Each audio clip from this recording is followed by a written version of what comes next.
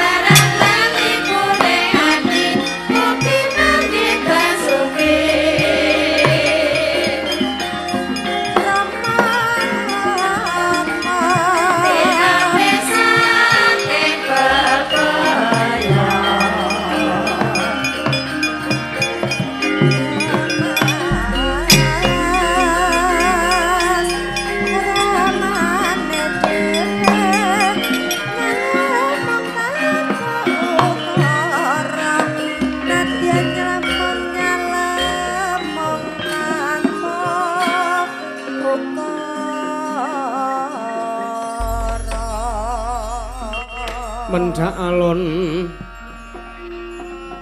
tata trapsilan nira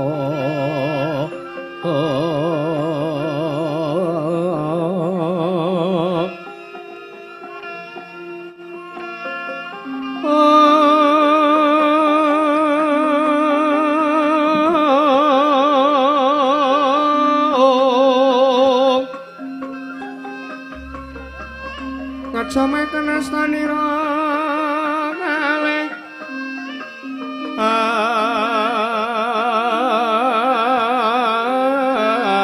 stanira kalih pisan yen ngandika magawe pranta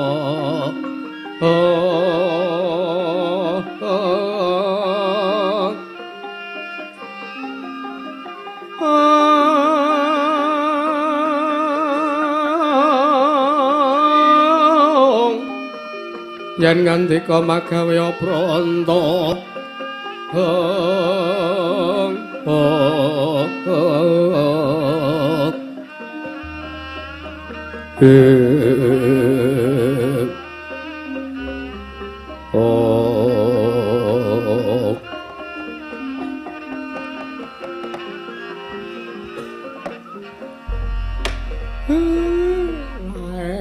melgegek ugek sadolita mel. Ah. Lah kok saya kaget, saya mrene kahanane Semar kok kaya-kaya wong. Aku ki kaya-kaya wong di derajat, kaya-kaya agi wong ketrima uripku. Wis rawuh iki para Pandhawa komplit. Malah disusul Sinuwun Ndrawati karo Sinuwun Baladewa. Beh. Lah kok iki ana Nalendra sing rawuh mongko tak sawang saka busanane katon lemompyor. Iki anteng-anteng ngiwonengen kok udakara abote 5 kilo. Mongko emas kabeh edan-edan. Bagong. Mula, Pak. Iki sapa apa iki balamu apa iki kancamu? Mendah. Mendah piye? Mendah aku wis ora kere nek ndek kanca sugih kaya ngono kowe. Mergo bendinane wis tak plekotho, tak jaluki dhuwit. Bendinane tak utangi ning ora tak saur. Aku ndek kanca kere ku tak utangi ya seprene rong tak saure. Lah iki sapa? Ambuh. Sasat retiang ana wis tak omongi ning praya. Monggo, heeh ta. Prayogane ditimbali, didangu. Sowane kuwi saka negara ngendi sapa jejuluke? Aku ora tau ndek kanca anak ratu kaya ngono kuwi ora ndek. Pol-pole kancaku ki pengendang utawa penyaran. Iya. Oh iya, Dek, penjai, Bang. Iya, kok ndek kanca penjai Bang agi kelegan atine alias Sidra. Nuwun sewu sinuwun. Damel kejet rangsing manahipun kengabdipun Semar Badranaya. Sakrawuhipun kula ngaturaken kasugengan saha paduka menika Nalendra saking pundi? Sinten jejulukipun kisana? Ya jagat pangestu Raja Bathara jagat. Walah dalah.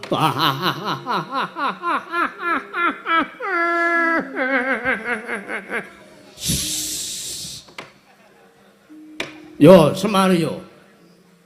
Edan. Sadurunge aku nampa sing dadi pangandikamu ya Semar. Sadurunge aku arep ngaturake apa sing gumarama sik sajroning atiku, apa sing dadi legetaning karepku. Nggih. Aku ki wis krungu jenengmu. Lan kowe dhewe ya ngakoni kowe Semar. Kondange ngakeh wis do nyebutake yen to Semar kuwi dudu kok menungsa lumrah. Semar kuwi dudu kok mung titah sawantah. Nanging titising Sang Hyang Bathara Ismaya. Aku krungu rembug sing kaya ngono kuwi sajroning atiku gumanama sik duweni tandha pitakon Semar. Tak kira nek sing jenenge Semar ki wong wis sugih mlegedhu brewu. Wonge gagah pideksa, tak kira nek rupane bagus. Tak kira nek bondone tumpuk mantumpa-tumpa. Lah kok jebul.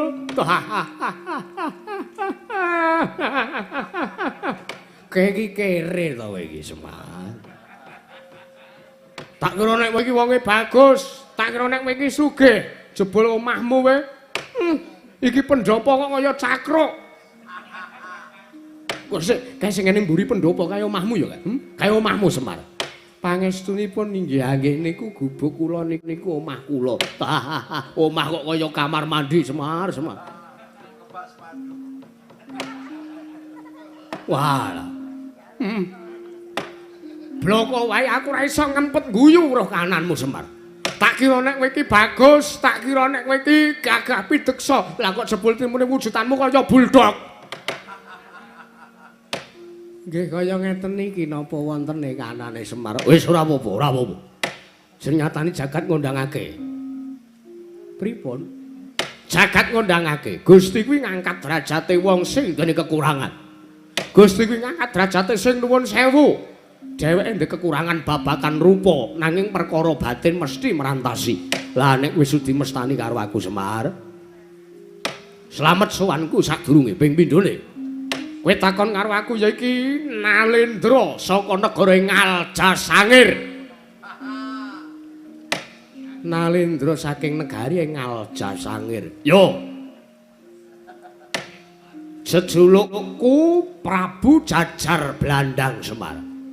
Prabu Jajar Blandang. Bagong. Apa, Pak? Kowe wis tau krungu jeneng negara Ngaljasangir. Kulone Arab Saudi. Ngendi kuwi? Arab Saudi nah. Ngaljasangir. Wah, gleleng iki kayake gleleng iki. Sinuwun Prabu Jajar Blandang. Oh. Kusik Semarang. Kowe iki meng kawula cilik to. Kowe meng kawula cilik lah kok kuwi aku ora pangling sing lunggah nang mburimu kuwi Prabu Puntadewa. Biasa sinuwun Puntadewa rawuh niki niku. Rawuh teng Karang Kadempel niku pun biasa wong niki kecilik sing momong kula. Yo, aku ora maido, aku ora maido. Iki tak sawang sing lenggah ning mburi kuwi ratu pawakane ireng cunceng. Cemani. Nek mesem ketok untune tok sing putih, iki rak Prabu Kresna to iki. Nggih niku sinuwun Ndarawati Prabu Kresna. Yo. Sing gagah piteksa ning mburimu kuwi ya senajan to ireng. Kuwi rak Raden Werkudara. Ha ngene niki Raden Werkudara nggih Ndara Werkudara. Niki Atmaja kaping 3 saking Prabu Pandhu. Nek sing nomor 2 sinuwun Puntadewa, sing nomor 3 niki. Niki katelah asmanipun Sena Tri Atmaja nggih Raden Werkudara. Ora percaya aku ora ngandel. Kok mboten pitados? Raden Werkudara kok garwane 3. Monggo ora jungguh karo kasunyatane. Nggih pun mboten napa-napa. Ya Semar sing ngene Semar. Anane aku sowan ngersamu ning Karang Kadempel timbane rembugku mengko gladrah. Nggih.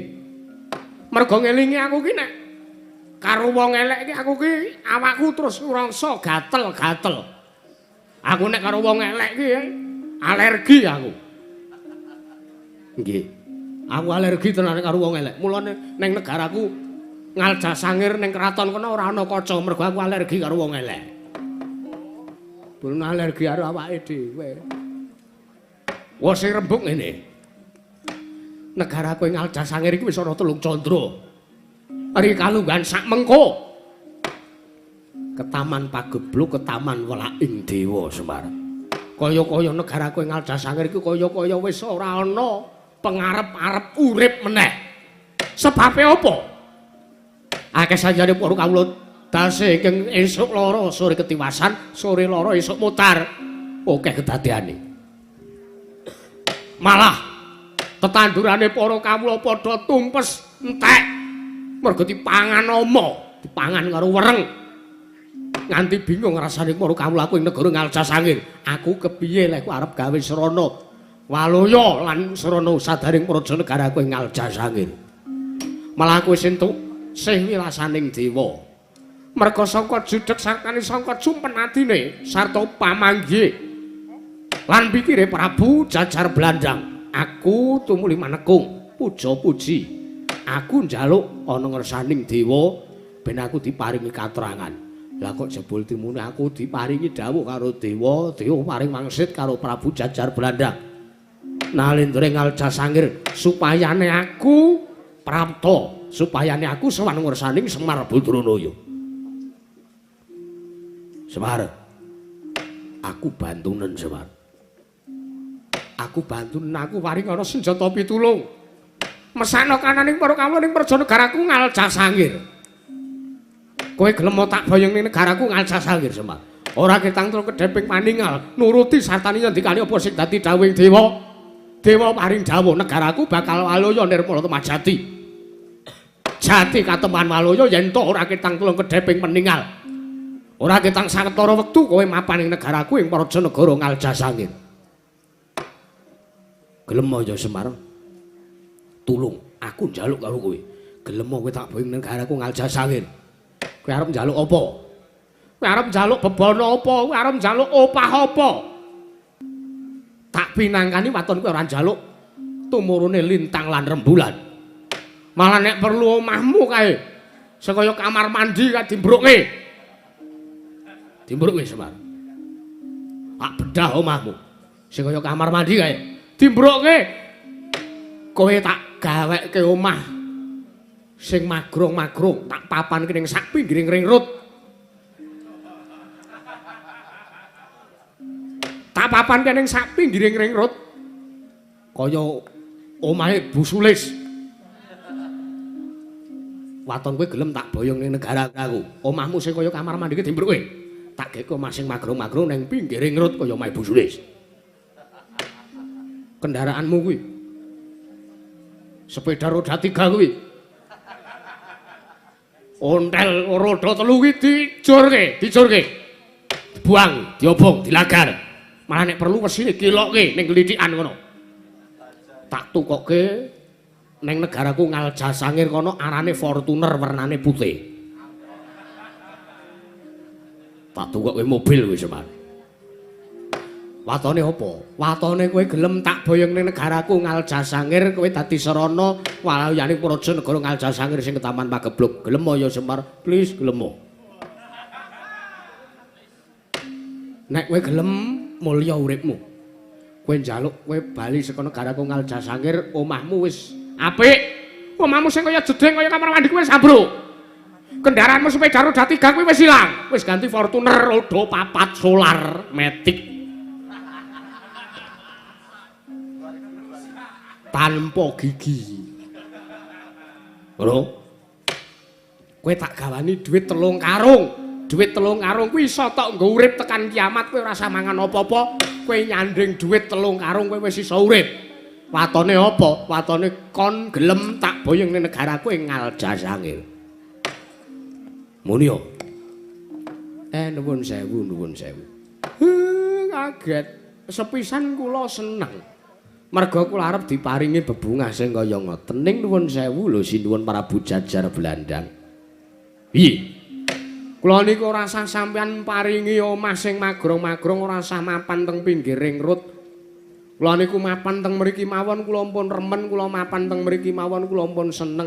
Ning rak ya murih. Nggih, kula mangertos.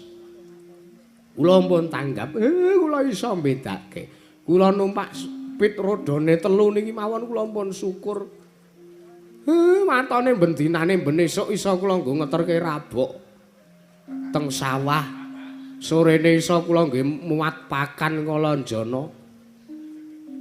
Kula niku pun ayem, kula pun jenjem.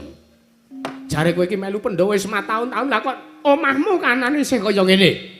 Pendapamu iki pendhapa kok ukuran 3 meter ping semeter iki. Pendhapa apa-apa skamling iki Semar.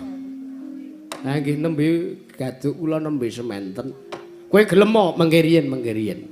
Kula tak mangsuli sing dadi pangandikanipun Sinuwun Prabu ing Ngaljasangir Gusti kula Sinuwun Prabu Jajar Blandang.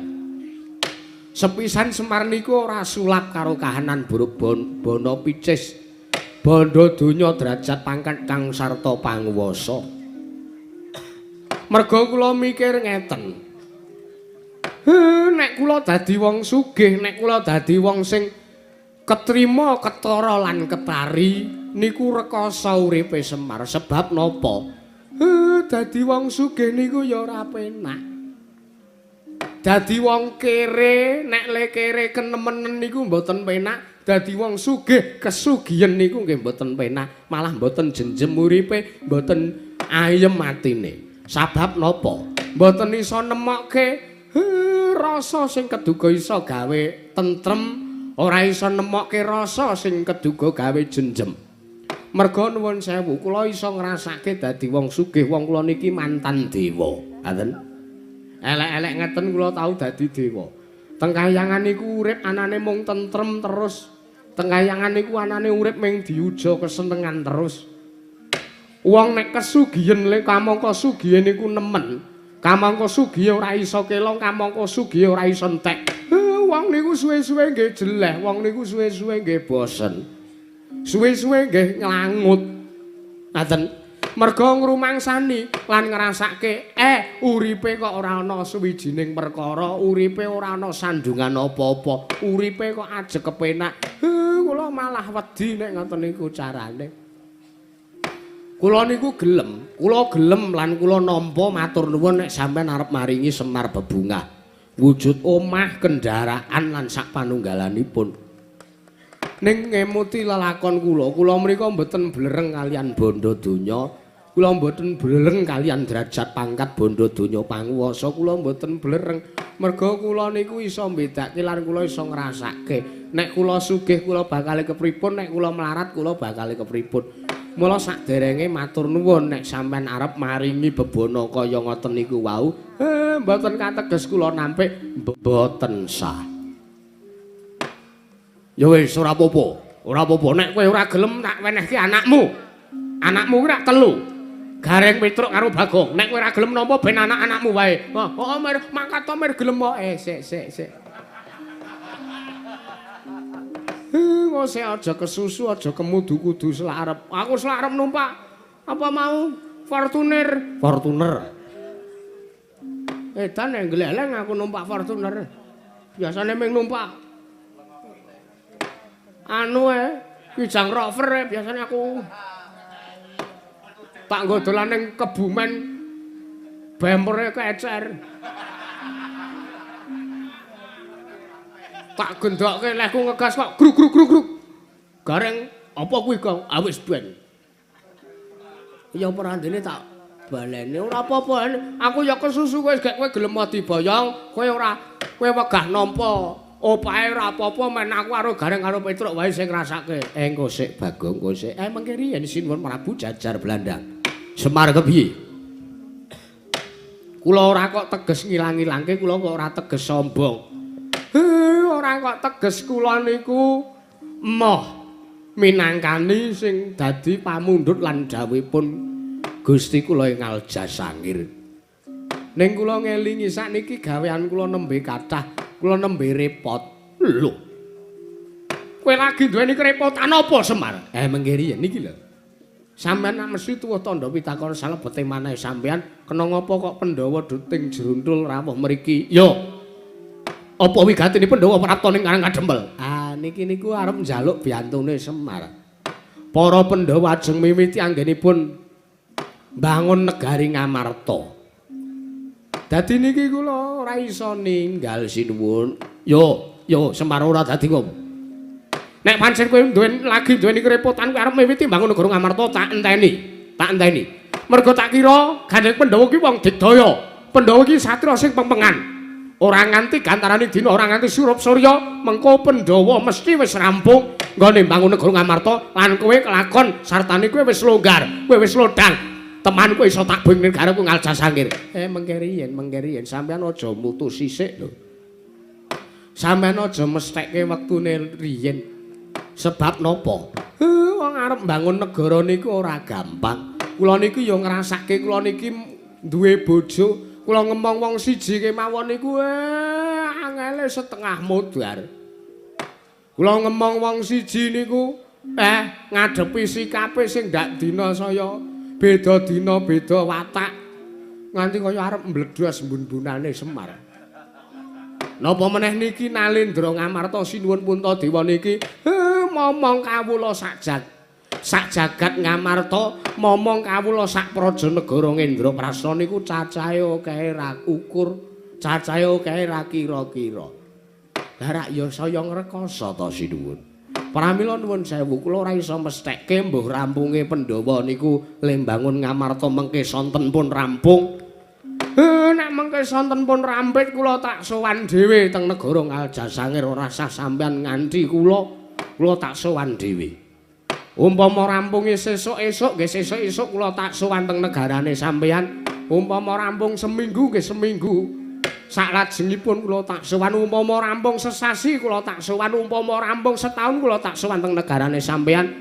Paripangsa nek umpama mboten rampung merga ngelingi ana negara Ngamarta niku nembe dedreg sing gedhe pangapuranipun nggih sinuwun Prabu Jajar Blandang. Kula ora iso nuruti apa sing dadi ngendikanipun Sinuwun Prabu enggal jasangir sinuwun.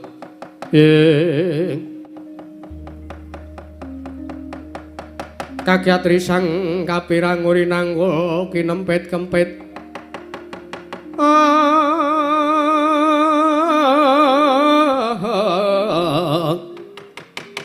Dosang retaning bawana.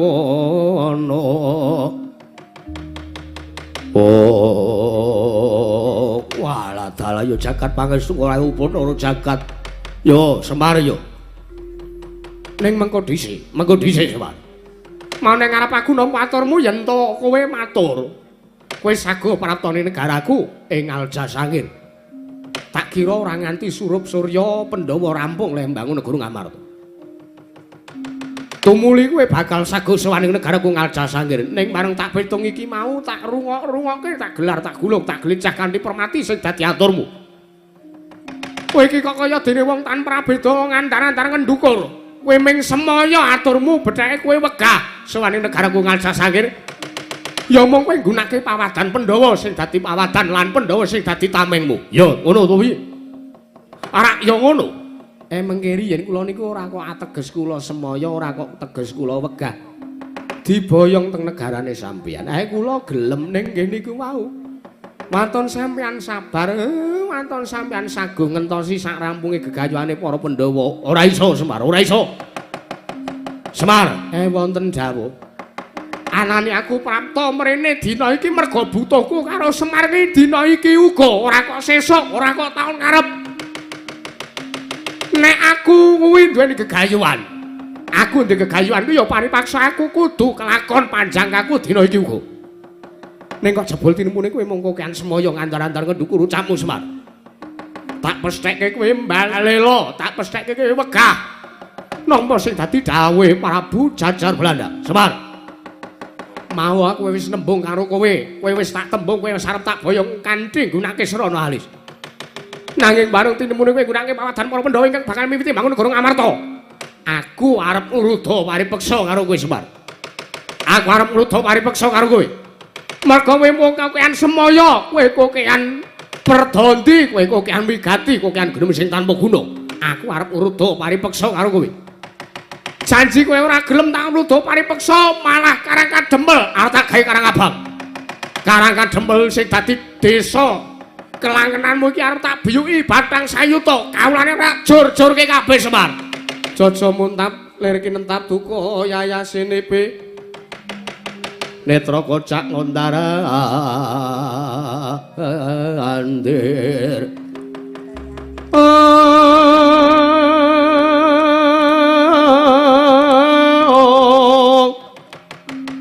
Jojo bang mawi ngawangis bendo kembang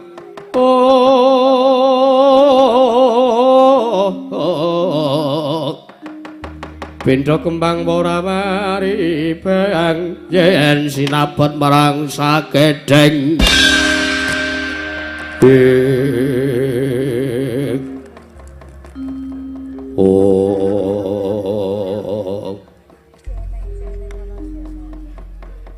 Arcaka blak iblis lanat padha jeg-jegan kece wali kece sadat setan wali kobra lho iki anek celeng maju celeng ndasmu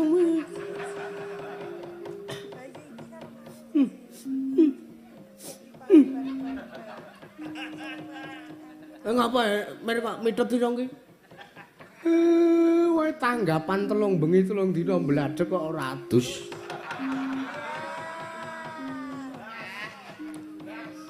malang kerik nandur tela kok nang pundak. Nang pundak piye? Oyate ngremyong. Gek ngelongane ora kira-kira. Wis aku tak ora nganggo malang kerik wae. Sakarepmu. Ora engko sing iki sapa? Jare kowe ngerti anake Semar ki telu, siji Gareng, loro Petruk, telu Bagong. Yo, aku anake Semar. Lho. Anake Semar sing endi? Lho, iki lho. Adipati Harya Cebrot. Bagong nih. Oh, kowe to sing arane Bagong. Walah dalah. Aku ditemoni karo dagelan. Temani dagelan piye? Kondhange kowe ning negaraku Ngalcasangir kuwi Bagong. Kowe iki wonge gecul, kowe iki wonge lucu, kowe iki wonge guyokke. Wekasan akeh sanjaring para kenya, para wanita ning negaraku Ngalcasangir sing do gandrung karo kowe mergo kowe iki humoris, kowe iki watake gecul, ku marusul. Mula akeh wong wedok sing seneng karo kowe ora mergo rupamu, nek rupamu ngono kaya selokan Mataram. Ning gandeng watekanmu kuwi sarwa-sarwi nyenengke to. Akeh wekasan sanjaring para wanita, para kenya ning negaraku Ngalcasangir sing gandrung karo kowe Bagong. Masa? Yo. Anek ngono mbok ayo ning negaramu tuduhke. Saiki uga nanging bapakmu semaya. Ora sida. Aku arep nesu kok mah dimingi-mingi wedokan. Ngapain? Prabu sapa kowe mau? Prabu Jajar Blandang. Prabu Jajar Blandang. Anggepe apa kowe kok nyepelekke? Lho, nyepelekke apa? Kowe ngerti ra aku rene iki arep maju karo ngladeni kowe iki aku ki arep nesu. Lho.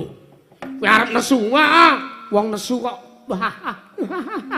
rupane guyokke. Wah, jan wis. Mir, sepelekke iki aku. Sepelekke piye?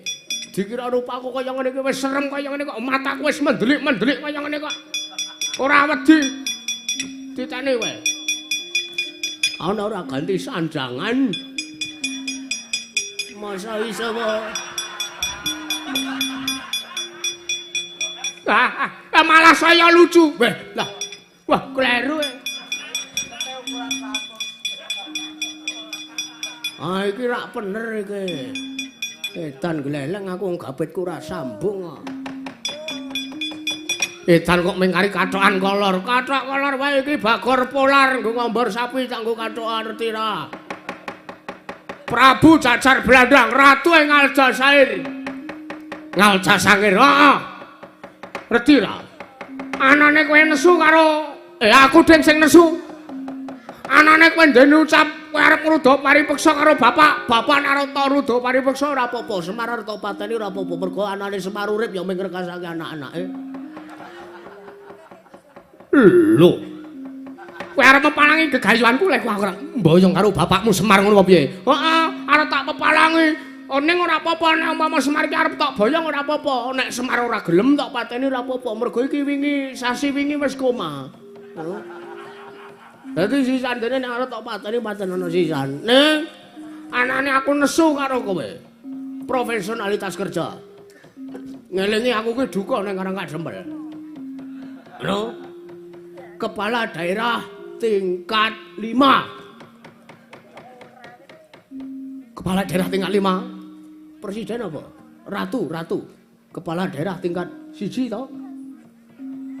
Iya. Gubernur tingkat 2. Bupati 3. Camat 4. Lurah 5. Duko 6. Kleru aku mau berarti omongku mer. Kobong-kobong ora enggak guys. Bakune niatku nang kene arep nesu kok. Bebumimu tak getihku arep digojak-jakan menungsa kaya dapurmu apa dikira aku wani. Lho. Piye to iki wong iki? Rumangsane apa? Prabu sapa mau? Jajar Blandang. Prabu Jajar Blandang. Kena kowe ngobrak-abrik Karangka Jembel. Kena kowe arep mboyong Semar. Waton kowe iso nglangkai kuandane Bagong. Waton kowe iso nglangkai kuandane Bagong. Ning ana syarate. Syarate apa? Kowe iso ngalahke Bagong nek kowe wis iso nampa daya kemandene Ndara Werkudara. Ndara Werkudara kuwi nek perang nganggo sikil, ora tau kok Ndara Werkudara plak-plek. Ndara Werkudara nek ana mungsuh mesti mesti gajol ngono. Kowe janji iso nampa sikile Ndara Werkudara, kowe lagi iso glundhungke mestakane Bagong kowe.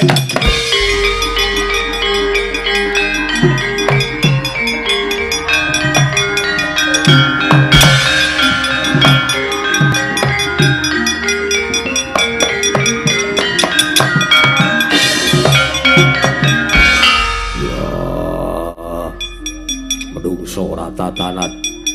Werkudara ora diluput apa-apa. Werkudara ora nyenthok karo ratu kae mau. Lah kok dadi aku nampa penantang. Prabu Jajar Belanda. Apa kira-kira kowe iki wis digdaya? Apa kira-kira kowe wis atos? Apa kira-kira kowe wis ampuh? Werkudara ora nyenthok apa-apa karo dapurmu. Lah kok dadi kowe nantang Werkudara? Kaya-kaya negaramu wis ampuh, kaya-kaya negaramu wis sababang satraju karo kadigdayan Werkudara. Wah, ora minggah glethuk godhor ucap polo mati dari Werkudara. Sare.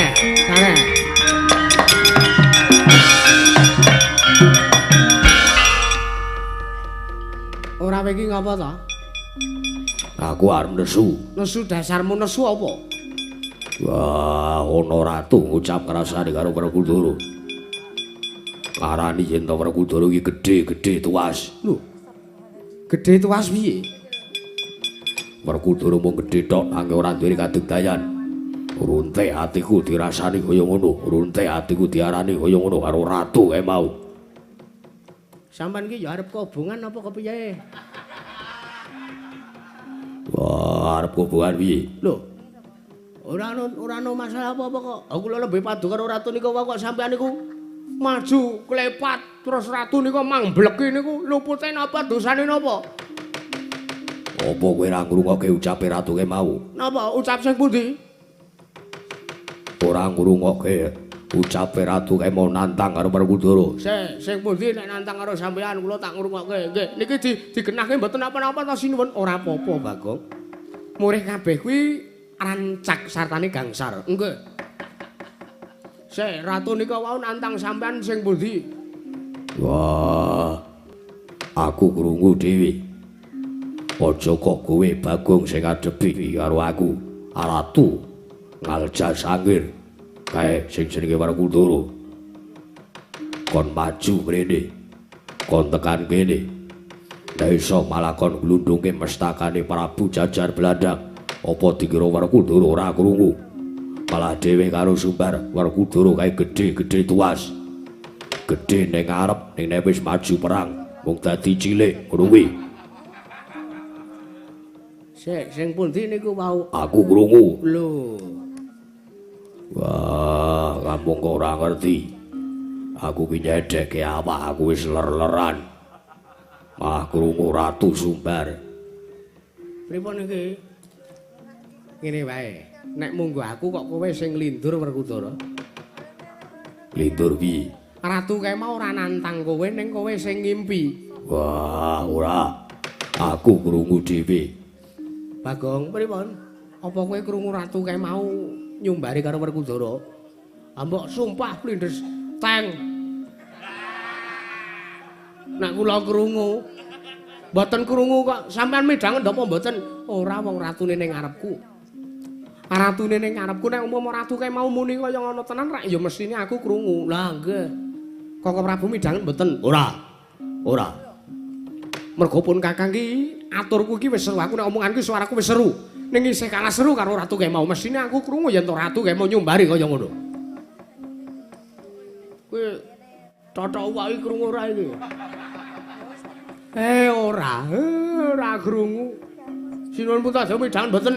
Mbuh wong aku turu. Kebiasaan nek sampean mah. Dayah rong teko wis micek. Ratu kekeselen le paingan.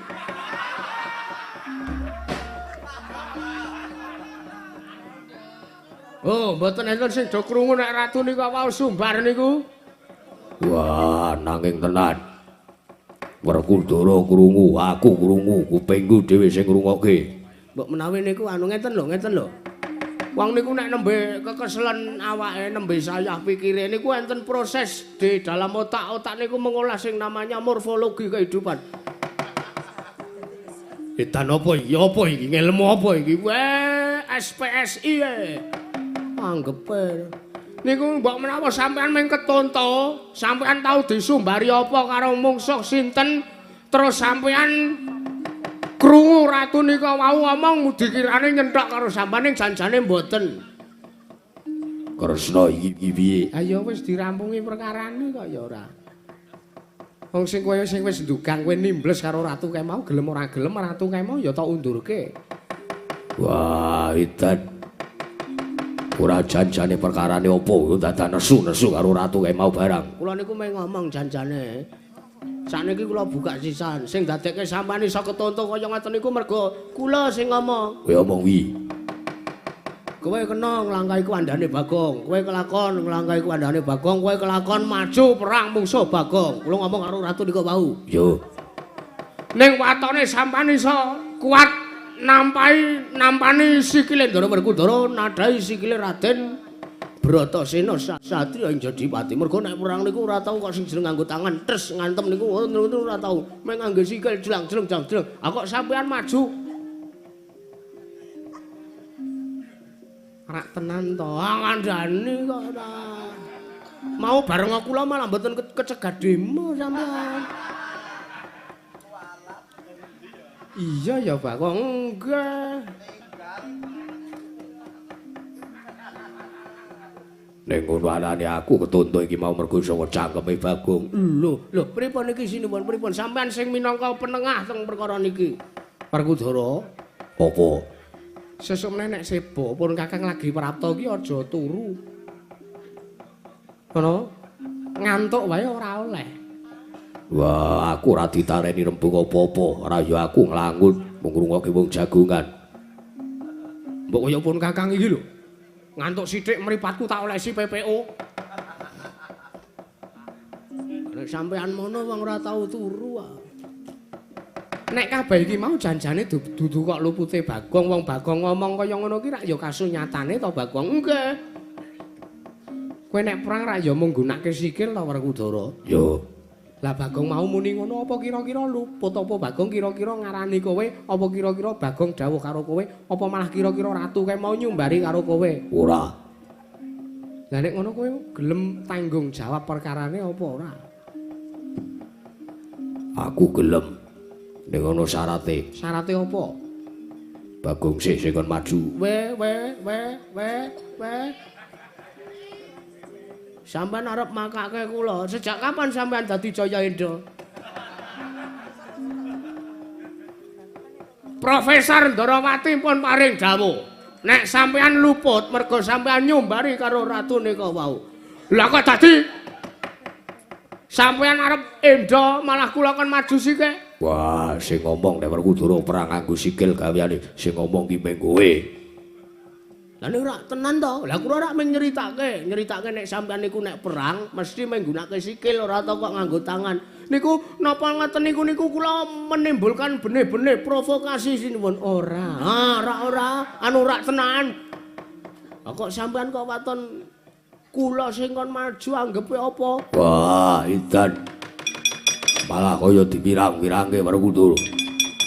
Ratu ngaljajake para bujajar Belanda. Wagelito pecah siramu.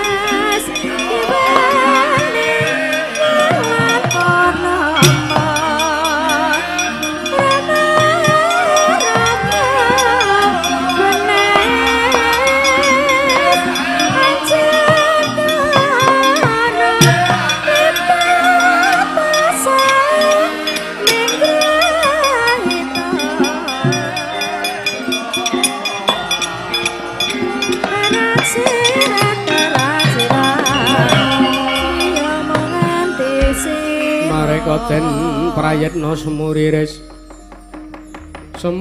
eka balik titiyane gandayani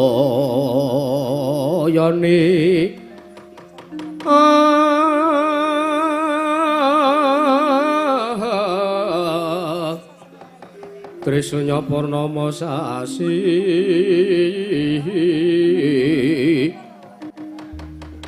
oh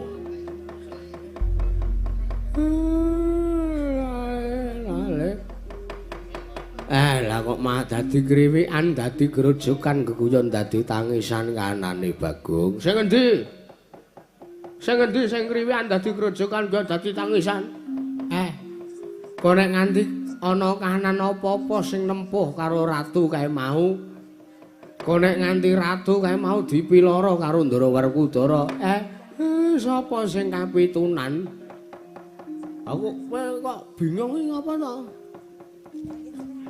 kok bingung iki ngapa Mir apa ratune wae ora piye-piye kok usake le ratune le dadak sumbar arep gawe Karang Abang Karang Kadempel mongko ngerti dhewe nek aku ki potete Karang Kadempel. Aku Karang Kadempel bumi tercintaku dirasani ana wong demo tak gusahe. Demo ngopo? Dek kae kowe rak dadi lurah ning kene kowe didemo kon minggat kowe kon turun jabatanmu ora gelem kae tak gusah. Ha iki bumi kelahiranku nggih Den. Iya wae nggih. Nek ngeten iki ora ana sing luput ta Den, ora ana sing luput kejaba Dayak Kemau. Nek Dayak Kemau ora sumbar, kedadian kaya ngene iki ora bakal kelakon. Kandhane kok ora. Lah nggih pripun sinuwun saged mboten saged isa mboten isa. Negari utawi Padukuhan Karang Kadempel kedah pun tentremaken pun. Wis pasrahno ning Ndara Werkudara kae. Titeni wae. Ora nganti tulung kedheping peninggal kae ratu kae mau nek wis mungsuh kalih Ndara Werkudara nggih sinuwun. Iya. Modar munan. Pitados sampean iya percaya Bagong. Sinuwun Baladewa percaya mboten? Aku percaya. Ah nggih. Nek ngaten sampean mboten sadadak. Kowe ora minggat saka ngarepe Nata Mandura Prabu Bali tak jodon Kyai Nenggala ora mboten dadak ngaten to? Ora. Wah, biar jiret ngece karo aku kowe. Mboten kok ngece, wong biasane sampean niku ngoten. Nggih to sinuwun Kresna? Iya. Koko Prabu iki biasane sumbare ngono nggih. Wis sumbar ora minggat ngono ora jodon Kyai Nenggala, bakno kok kalah nggih. Nek cara aku ngono kuwi isin. Nek cara aku kok ora. Cara sampean kalih cara kula pun benten nggih monggo. Gak priye, gak rembungane arep kepiye. Iki ngapa mah bojoku mrene iki? Piye nok? Men jam 11 langkung Kyai. Ayo wis iki gak jo ngalih iki sampean anu nika Mbok Semar pun masak anu ya. Bojo kula niki pun rampung le masak, jangan lombok. Wedan kok malah rasulan. Nggih rasulan kok. Pun gak do dirahapi kembul bujana wis iki do dicakrana iki Mbak. Sawetawis monggo kula aturi ngrahapi napa sing wonten sinuwun. Iya Kakang Semar. Ayo Kresna, aku wis ngelih tenan. Inggih Koko Prabu sareh kemawon lho.